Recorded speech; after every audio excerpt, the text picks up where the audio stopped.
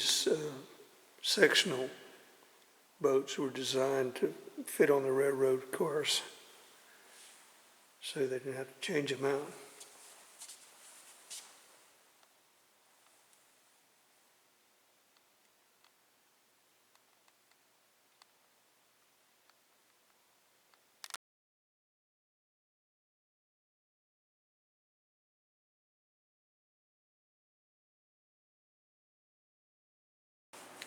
These are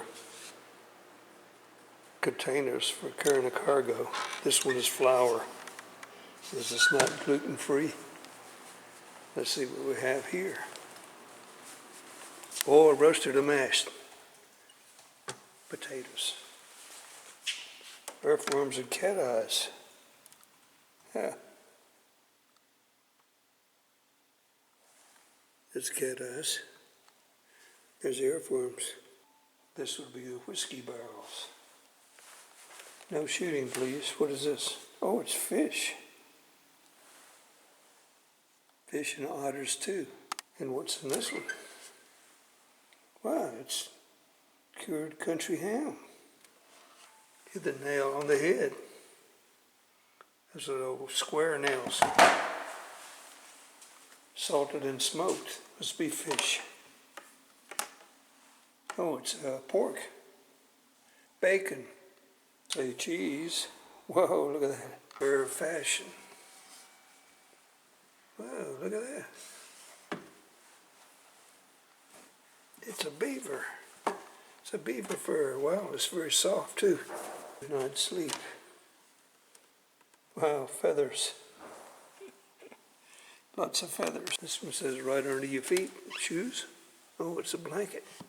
Carpeting. Dangerous, but in demand. Lead. Portage closes. Railroad technology spelled doom for the Allegheny Portage Railroad. Operated for 20 years. This is a cool building. Like it's made out of sandstone. You will hear. We're going to walk down to the engine house. Then we'll go to the lemon house. This is called the Summit. The railroad ceased operations in 1854. It's a lovely day. It's a good day for a walk. See a little bit of color showing up in the trees.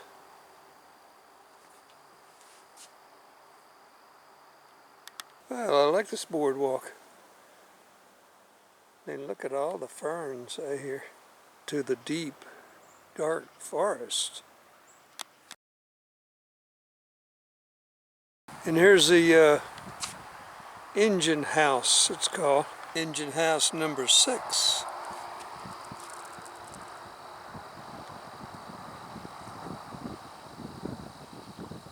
The locomotives couldn't pull the cars up the hill, so they had to use these steam engines with a pulley.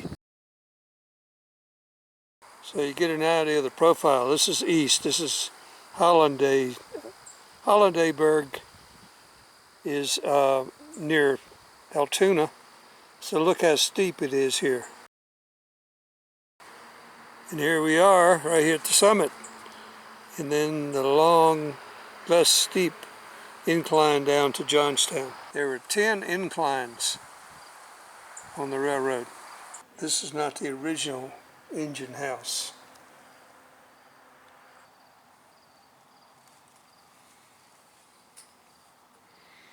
Now there's the hemp rope they originally used. Look at that big pulley and gearing. And there's the boiler right over there. The rope where the hemp or iron would stretch with age. An arrangement of weights and sheaves and wheel cart compensated for the lengthening. The engine, 2-cylinder steam engine.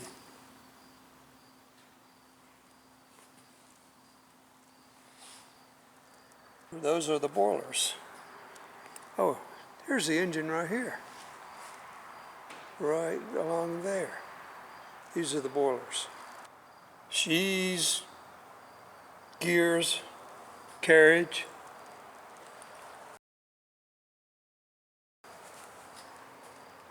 Huge.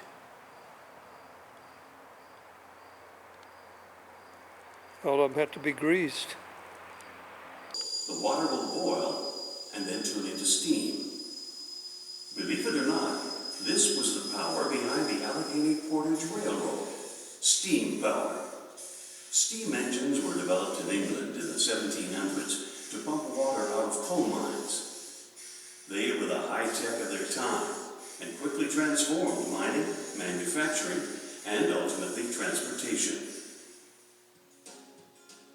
The Allegheny Portage Railroad used steam power to haul people and cargo over the Allegheny Mountain. There were 10 engine houses, and each had 2 steam engines. Although we were accustomed to 4, 6, and even 8-cylinder engines, the steam engines of the Allegheny Portage Railroad had just 2 cylinders and developed 30 to 35 horsepower each. Adjacent to the engine was a firebox full of burning coal. Here, water was turned into steam, just as in the tea kettle example. A pipe carried the steam to a sliding valve.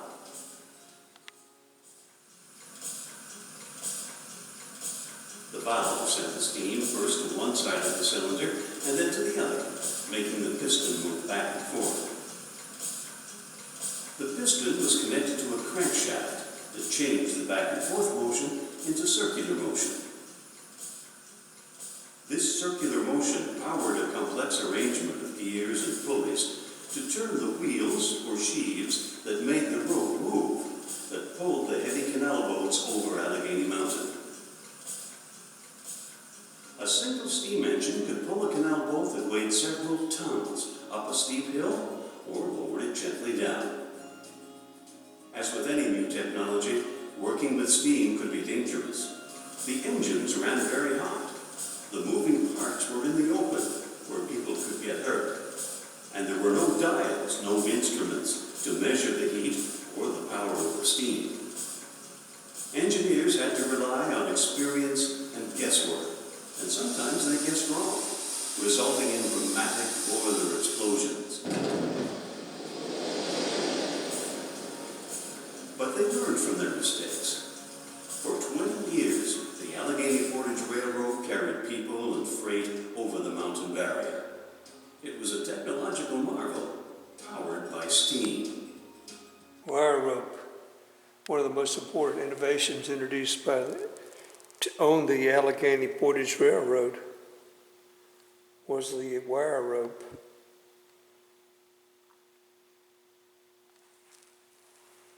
This was the hemp rope they used. This was the wire rope. The safety car. And here it is, right here. In case the rope broke, it would keep it from going down the mountain. Look at these laden spruce trees, cone laden. There's a lemon house just down from the engine house.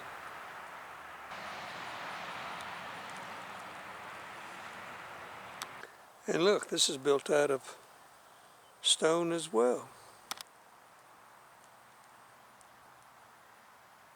It's made out of sandstone. It was built in 1834, operated by the Lemon family. Stone cutting. See these pads they would make. That's how they mounted the rails.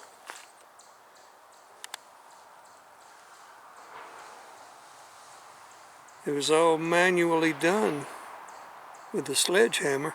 Log hewing. Okay, this is called 6 to 10 trail. It's going from engine station number 6 to engine station number incline 6, Skew Arts Trail. It's a lovely day to be hiking. Here's the trail, and there's the former rail. Here's the trail. I'm just relaxing here on the bench. This is the 1st of October, and early afternoon. I'm the only person around. A little bit of a breeze, enough to turn them. Still on the trail. Allegheny Portage Railroad Skew Arch Bridge. This notable landmark on the Portage Railroad was built in 1832 as an overpass for the existing wagon road.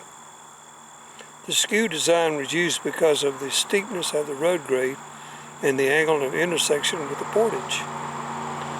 The Skew Arch Bridge served as a highway bridge until 1922, almost 70 years after the old Portage Railroad was discontinued in operations.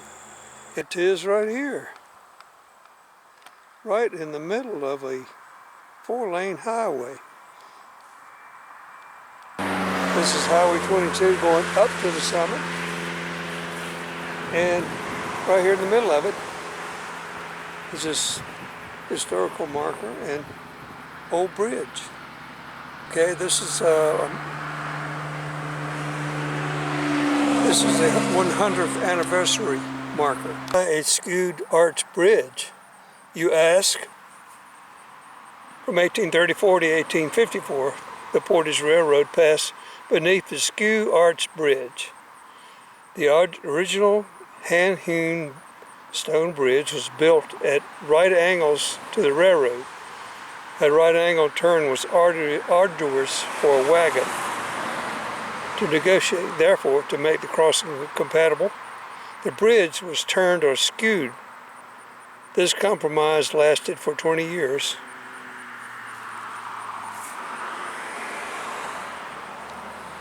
Compromise. The continued existence of the bridge is the story. It proves again the new transportation systems can accommodate old and even slowly replace the others. The highway of old route US 22 bends to accommodate the bridge. Okay, the trains ran right under here, this skewed bridge. Let's go up on top.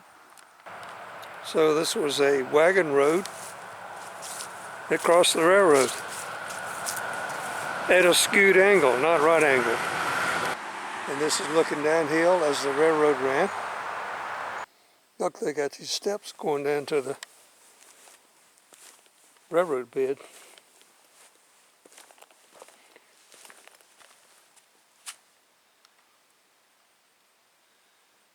I wonder how many people drive by this thing and never stop to see what it is. And it's quite old, 1834. You can see how it's skewed. Look how the rock are.